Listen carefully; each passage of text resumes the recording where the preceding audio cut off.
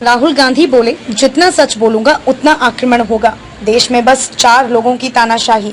महंगाई बेरोजगारी के खिलाफ कांग्रेस के प्रदर्शन से पहले राहुल गांधी ने प्रेस वार्ता को संबोधित किया। उन्होंने कहा, देश में लोकतंत्र की जो मौत हुई उससे आपको कैसा लग रहा है?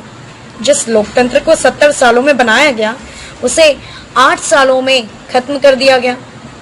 उन्होंने कहा, देश में आज लोकतंत्र नहीं है।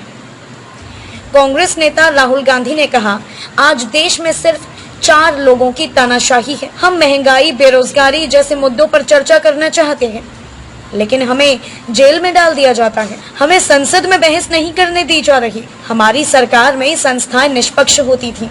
राहुल गांधी ने कहा, जब हमारी सरकार थी तब केंद्रीय एजेंसियां और अन्य संवैधानिक संस्थाएं निष्पक्ष होती।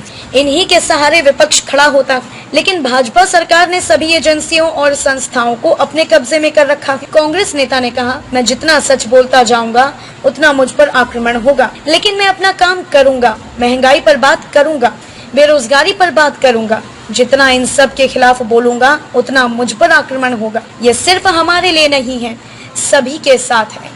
जो भी सरकार के खिलाफ बोलता है उसे केंद्रीय एजेंसियों से डराया जाता है। यह बात लोगों को अभी समझ नहीं आ रही है, लेकिन एक दिन समझ आएगी। जान दी है मेरे परिवार ने। राहुल गांधी ने कहा, ये लोग गांधी परिवार पर हमले क्यों करते हैं?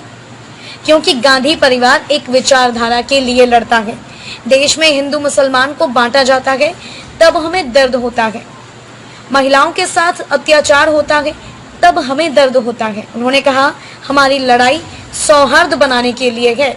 मेरे परिवार ने इसके लिए जान दी है। राहुल गांधी ने कहा, जर्मनी की सभी संस्थाएं हिटलर के हाथ में थी, वह भी चुनाव जीतता था। आज हिंदुस्तान की सभी संस्थाएं आरएसएस के हाथ में है। मुझे पूरा ढांचा दे दो, फिर मैं बताता हूँ। उन्होंने कहा, हम सिर्फ एक राजनीतिक पार्टी से नहीं लड़ रहे हैं, हम हिंदुस्तान के पूरे इंफ्रास्ट्रक्चर से लड़ रहे हैं।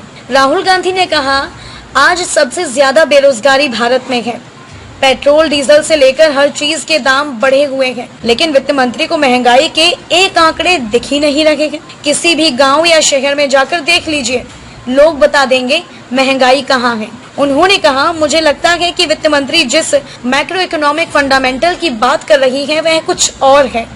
मुझे नहीं लगता कि वित्त मंत्री को भारत की अर्थव्यवस्था के बारे में कोई समझ है, या फिर वह एक मुखपत्र है।